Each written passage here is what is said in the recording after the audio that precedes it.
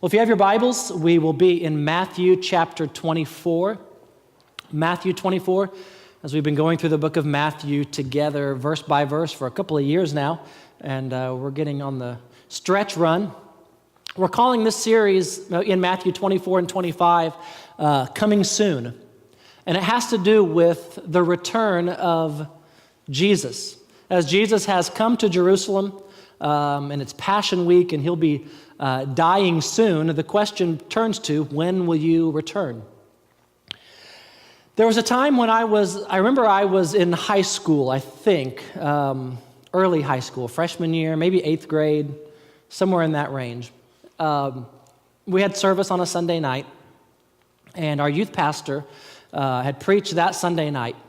And he preached on the return of Jesus and the rapture and how we need to be ready, that he could come at any moment. And at the end of the service, we had a time of prayer, and I prayed and, make sure I got my heart ready. The next day, on Monday after school, I got home, I got home, I opened up the garage door, I walked in, and my parents' vehicles were there, which wasn't a big surprise. My dad had an office there out of the house. And vehicles were there, and I walk in, and nobody's home. Well, that's odd. So with the coming of the Lord on my mind from the previous day, that's where my mind jumps. Oh no.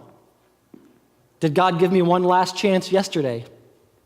What grave sin did I commit at school today that maybe I was left behind, but I knew what to do. So I picked up the phone, I called my grandparents, godly people. No answer. I called one of my aunts and uncles. No answer. By this time, my heart is racing. I am panicking.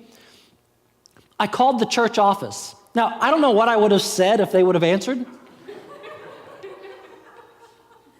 But I got the church answering machine. And I hung up the phone 100% convinced that Jesus had come and I had missed it.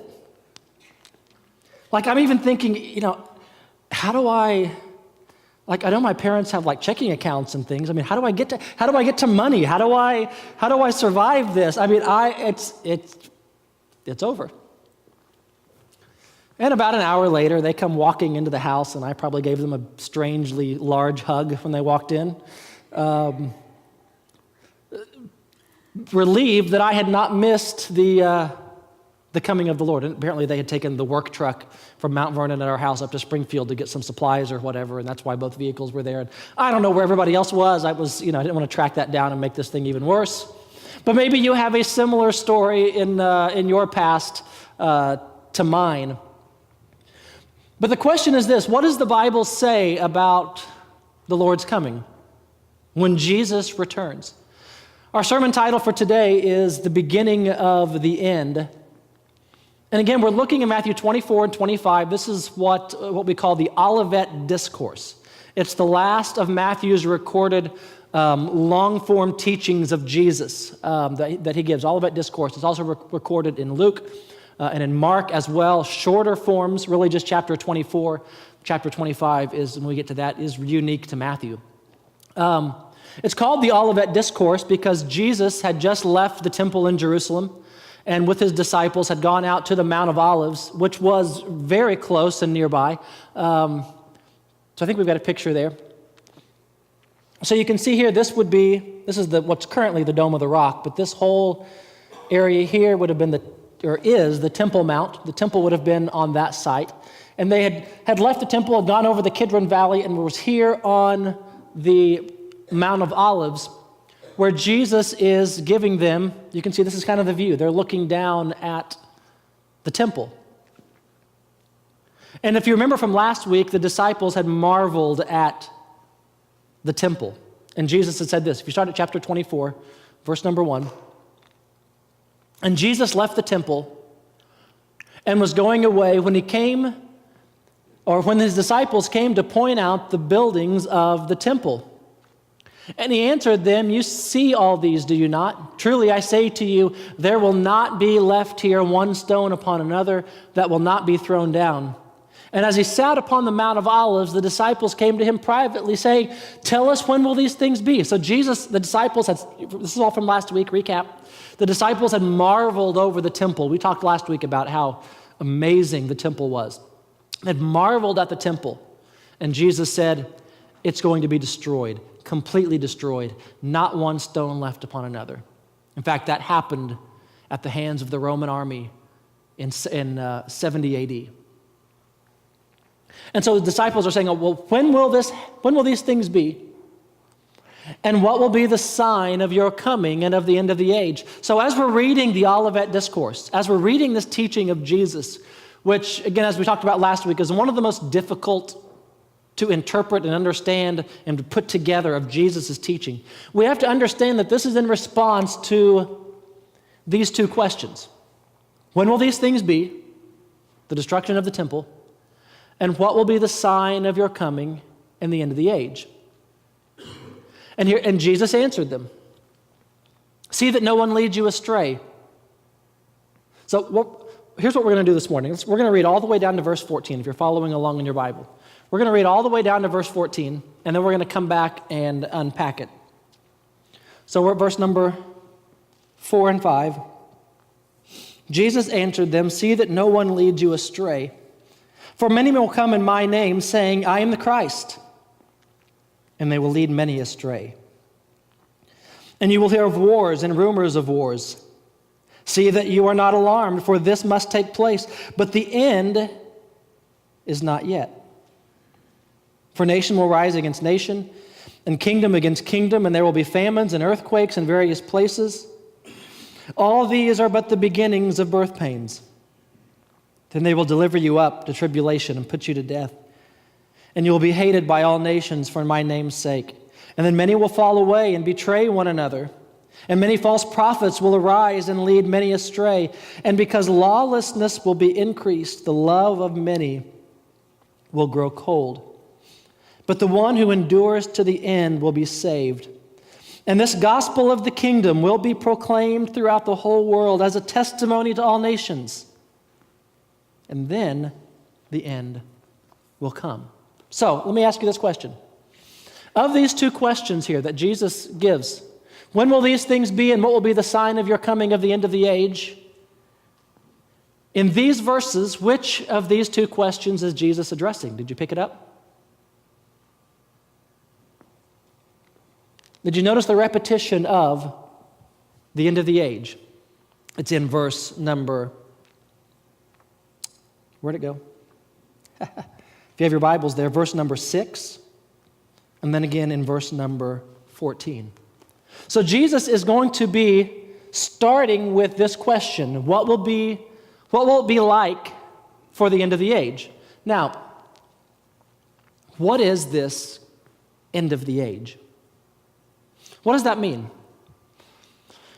There are some who would tell you that when Jesus says the end of the age, what he's referring to is the age of the temple, the age of the old covenant, that this is going to be the end of the age. And when you read those two questions back to back, when will these things be and what will be the sign of your coming of the end of the age?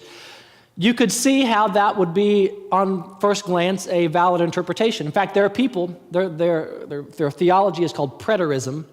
They believe that everything that the Bible talks about as far as the end times was really looking forward to the destruction of the temple in 70 AD, and that was the end of the age. And the age refers to the old covenant, the old temple system, and now we have stepped into the new age, the age to come, the age of the church, when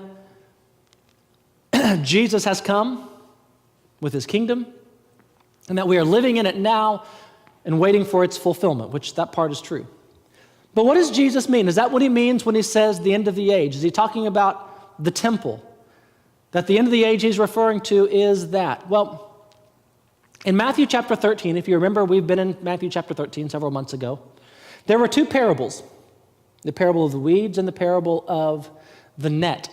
The parable of the weeds simply said there was a farmer who had a field and he had sown good seed, and while it was night, someone had come and sown bad seed, and his servants wanted to come and tear out the weeds. And the farmer said, no, if you tear out the weeds, you'll tear out the wheat as well. Wait until the end, wait till harvest. Harvest them, we'll separate them. The weeds will be burned, and the wheat will go into the barn. That was the parable of the weeds. The parable of the net was similar, talking about people who go out to fish, and when they drag their net through, it picks up all kinds of fish, and at the end, they separate out the good fish from the bad. So let's look here at these just real quickly. So this is where Jesus explains what the parable of the weeds means. We'll look at this quickly. And then he left the crowds and went into the house, and his disciples came to him saying, explain to us the parable of the weeds in the field. And he answered, the one who sows the good seed is the Son of Man. The field is the world, and the good seed is the sons of the kingdom. The weeds are the sons of the evil one, and the enemy is who sowed them is the devil. The harvest is the end of the age, and the reapers are angels. Just as the weeds are gathered and burned with fire, so it will be at the end of the age.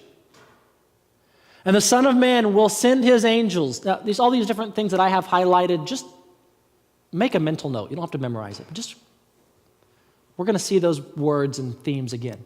The Son of Man will send his angels, and they will gather out of his kingdom all that causes sin and all lawbreakers and throw them into a fiery furnace. And in that place there will be weeping and gnashing of teeth. Jesus says that this parable of the weeds is a parable of what will happen at the end of the age. Now, and this is how it concludes. Then the righteous will shine like the sun in the kingdom of their Father. He who has ears, let him hear. Now, the parable of the net goes like this. Again, the kingdom of heaven is like a net that was thrown into the sea and gathered fish of every kind. It was full, and men drew it ashore and sat down and sorted. Probably could have highlighted that. Sorted the good into containers, but threw the bad away. So it will be at the end of the age. Angels will come and separate, take note of those, the evil from the righteous and throw them into the fiery furnace, and in that place there will be weeping and gnashing of teeth. So again, he tells this story of the coming of Jesus, of separation, of judgment, of rewards and punishment. And he says that these things will happen at the end of the age. So the question is this: are these two parables of Matthew 13 the same thing that Jesus is talking about in the Olivet Discourse?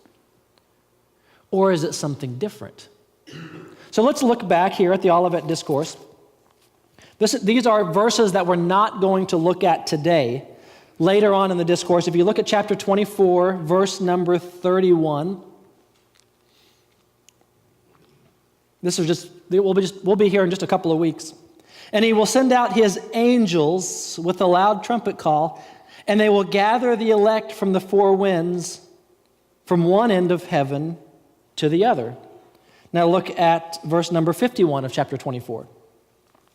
And he will cut him into pieces and put him with the hypocrites, and in that place there will be weeping and gnashing of teeth. We saw that in chapter 13, didn't we? Let's look ahead. Chapter 25, verse number 30. And cast that worthless servant out into the outer darkness. In that place there will be weeping and gnashing of teeth. Verse 31. And when the Son of Man comes in his glory, we saw Son of Man language in chapter 13, didn't we?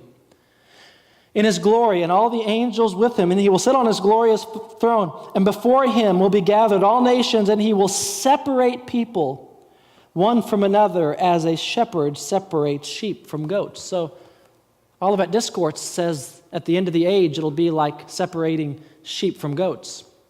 In Matthew 13, it says it's like separating wheat from weeds, or like separating the good fish from the bad. And then finally, chapter 25, verse 41. And then he will say to those on his left, depart from me, you who are cursed, to the eternal fire. We've seen this fire imagery 3 times. Prepared for the devil and his angels. So what does it mean? What are the common threads of the end of the age? If we're talking about what is this, because this is really key to understanding the Olivet Discourse. If you decide that the end of the age means the end of the temple era, it's going to lead you, it's like a fork in the road, it's going to lead you way off in another direction. If you've ever wondered to yourself, how are there so many different theologies of the end times, and how do people end up in so many different directions? It's because when you take a fork at one of these and you choose a path, it ends up taking you in different places. And certainly there are people who love God and are saved who hold to a preterist position or hold to something else. But this is one of those forks that you have to answer. When Jesus is talking about the end of the age in the beginning of the Olivet Discourse, is he talking about the destruction of Jerusalem in 70 AD? Or is he talking about the end of time as we know it when Jesus returns? I would submit to you that the common themes here are this, that the end of the age is the time when Jesus returns with his angels, separates the righteous from the wicked, and rewards the righteous and punishes the wicked. It's what we would call, in big picture terms, the second coming of Christ. When Jesus comes back again to wrap up this world as we know it and to inaugurate eternity. This is what it means, I believe, when Jesus says the end of the age.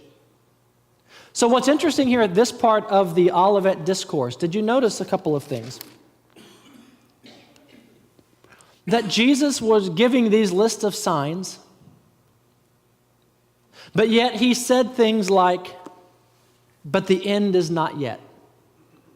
But these are just the beginnings of birth pangs. Here's what we're going to see, is that these signs that we see here in these verses are not signs of the end, but they must happen before the end. So Jesus is going to say things like, when you see these things coming, the end is not yet. Don't be alarmed. But that's not to say that they don't matter or that they are not or that they're trivial. What they are, in a lot of ways, they are prerequisites.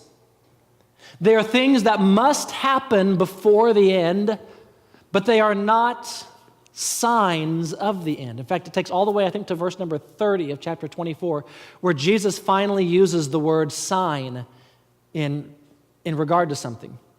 So what we're going to see this morning, I would contend, are not so much signs of the end, but prerequisites, things that must happen before the end does come, but not necessarily signaling the imminent return. So let's look at it here. Chapter 24, verse number 25. What we're going to see as we go through here, we'll go through this somewhat quickly. We're going to see that Jesus gives us 9 different signs that we should watch for, but that should not alarm us because they don't necessarily signal that the end is imminent. Jesus answered them, "See that no one leads you astray." And if we are going to apply this message to our own lives, this is where it starts. Jesus is telling these things to them so that they stay on track. Because the world around them especially in their culture, between 33 AD and 70 AD is going to have a lot of chaos in it.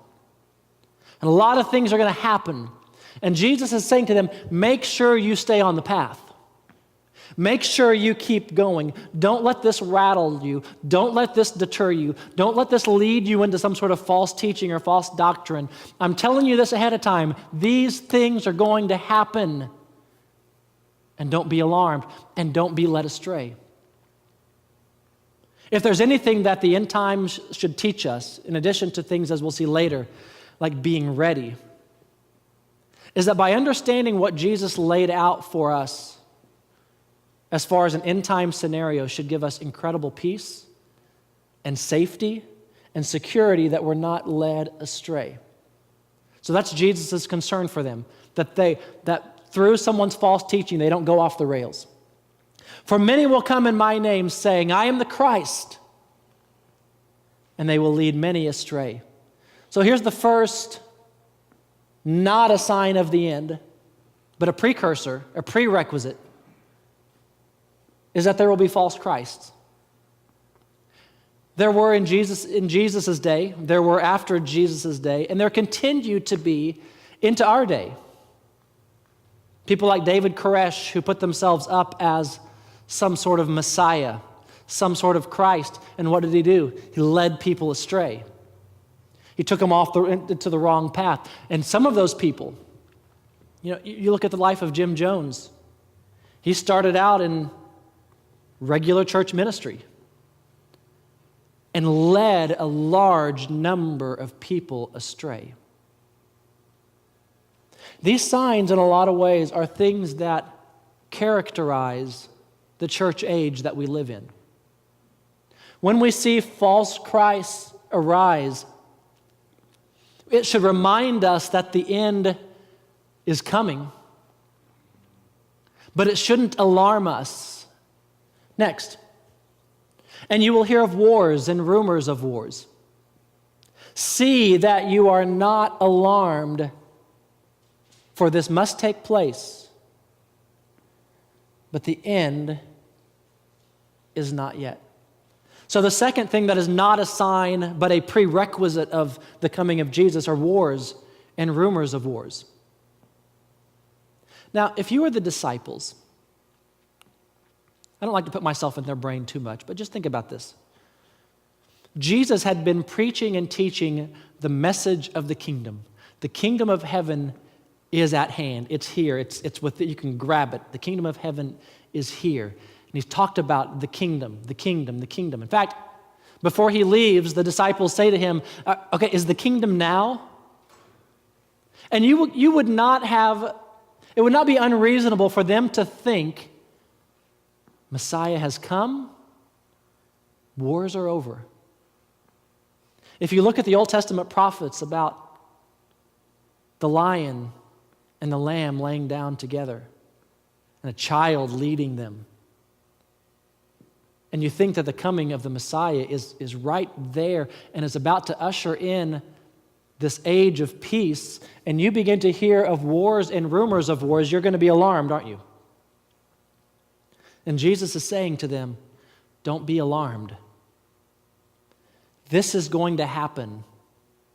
It's a prerequisite for the end, but it's not a sign that the end is necessarily right there. Next. For nation will rise against nation, and kingdom against kingdom, and there will be famines and earthquakes in various places. All these are but the beginnings of birth pains. So at the beginning, this is what's going on. These are signals that the end is coming, but not that it is necessarily imminent. Let's look here.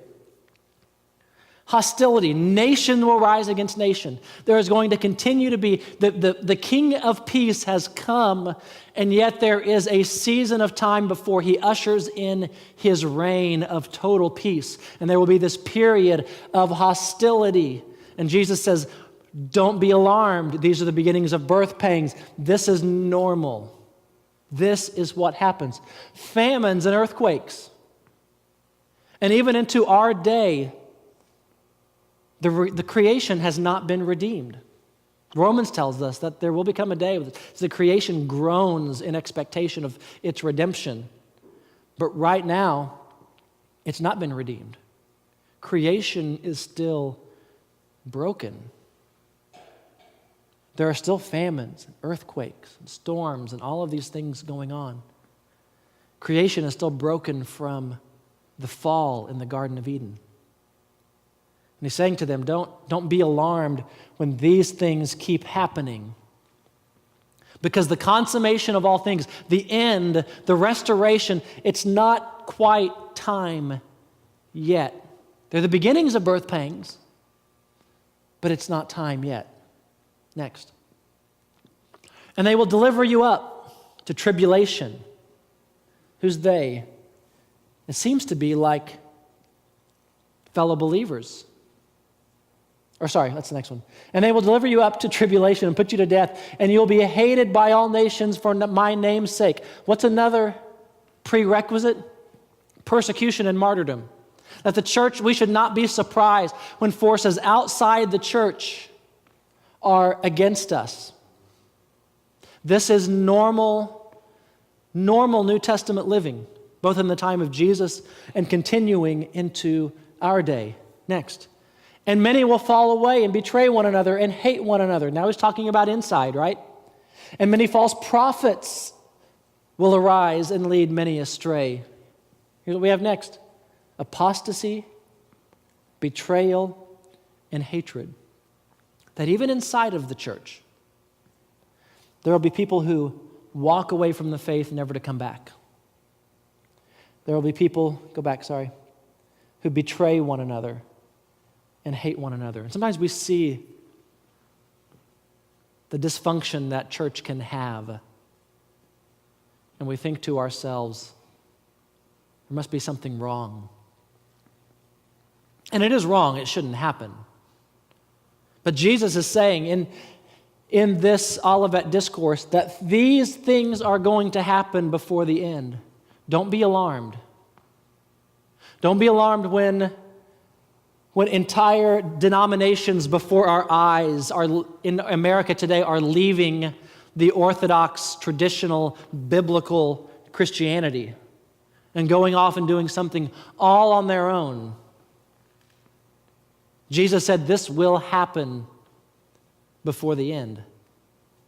Next. And false prophets, again, inside the church. And because lawlessness will be increased, the love of many will grow cold, but the one who endures to the end will be saved. Spiritual decline. That there will be places and pockets of spiritual decline inside of the church and among God's people. And that these are normal things that happen before the end. Next. And this gospel of the kingdom will be proclaimed throughout the whole world as a testimony to all nations, and then the end will come. You look at the way this is structured. And Jesus will finally get to the sign of his coming later on. The question is this: is this a sign of the coming, or is this the final prerequisite? Is this the final thing that must be done, and all these things must happen, and then Jesus could come at any time? Which one is this? I would submit to you that this is the final prerequisite for the coming of Jesus. The gospel of the kingdom proclaimed throughout the whole world as a testimony to all nations. What does that mean? Well, we don't know. If you look at a map, and I showed this at a sermon several months ago, of where the Apostle Paul traveled, and where all the disciples went after the death of Jesus, and where they went all over the world, to India and Africa and all kinds of places, and you put a map of the known world, I mean, they made it a long way in that first century. You could make a case that they had done this, but then as the world continues to grow, and there's a whole new, couple other continents that we live on that weren't even known then, and the gospel continues to grow and spread. And Jesus said that the kingdom of heaven is like a mustard seed, which starts small and grows to the size of a tree, or the kingdom of heaven is like a little bit of leaven that you put in a lot of dough, and it works its way throughout the whole thing. And this is what Jesus is saying, that the gospel of the kingdom is going to continue to grow and grow and grow and grow until the end. And this is why, if you were able to attend our meeting earlier, that we give tens of thousands of dollars to missions, to continue to take the gospel of the kingdom to be proclaimed throughout the whole world, because we assume that as long as we're here, there's still work to be done. We assume that as long as we're here, there are still people that have never heard. There are still places that the gospel has never reached, and we continue. Why? Because the gospel of the kingdom proclaimed throughout the whole world is something that should happen until the end comes. And so Jesus lays out these things. Prerequisites for the coming, but yet saying that the end is not yet. It's kind of it's if you feel like those two things are in tension, you're feeling it right. If you're not quite sure how those two things work out, you're feeling it right. Because there is a tension. It's a paradox. That they are signs. They're not signs of the imminent coming, but they are prerequisites of his coming. They are things that must be fulfilled. That the end was not going to happen until these things had happened. The final one is the gospel is preached. So what do we do with this? Here's where I land on it. And I had said to you last week that the Olivet Discourse is difficult to interpret. And that there will be times that my interpretation, your interpretation might not agree. And that's okay. Here's where I land on these verses. I believe that because all these happened before the destruction of the temple, the first century church and every generation since could rightly expect the imminent return of Jesus. I think that when the temple fell, it was the last of the things that had to happen before the coming of Jesus. I think all of those things, and history will bear this out, all of those things that had been listed, the church was already experiencing those. There was already martyrdom. There was already betrayal and apostasy. There were already wars and political clashes and earthquakes and famines. All these things were going on. And I believe that when the temple fell, that the early church rightly said, all right, he can come now. Everything's been done. We are awaiting his coming. We are eagerly anticipating it. And I think they were rightly able to say, Jesus could come in our lifetime. And the next generation could rightly say, Jesus could come in our lifetime. And we can rightly say, Jesus could come in our lifetime. It might even be today. It might even be this year. This might even be the last time that we meet together in this room like this.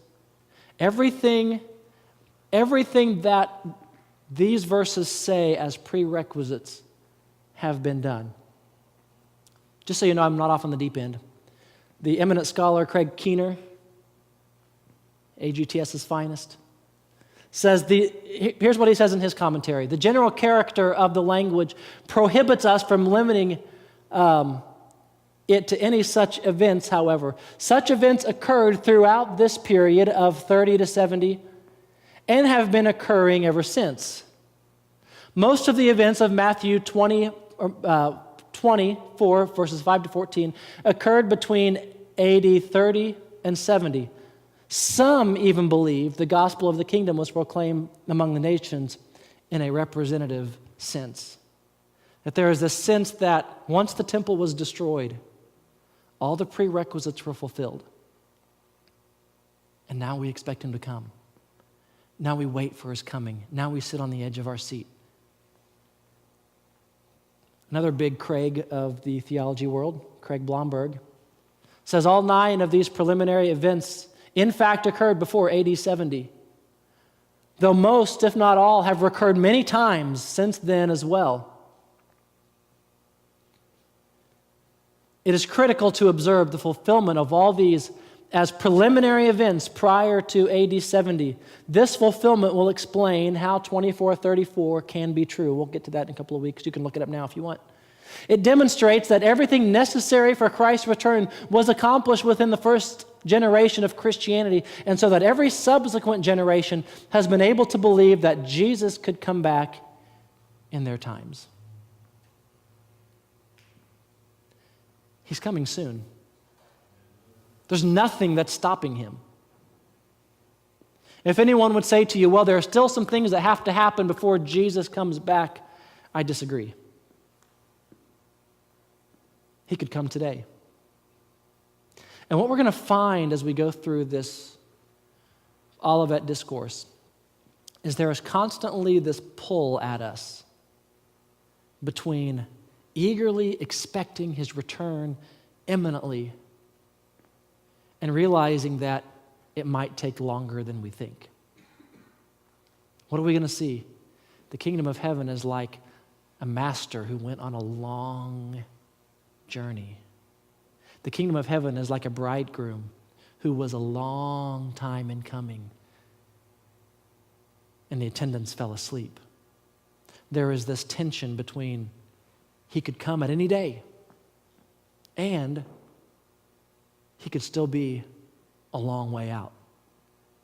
And living in that tension is what it is to understand end-time teaching. We call it eschatology. Is living in that tension that it could be today and it could be a lot longer than any of us ever imagined. And we have to live in both ways.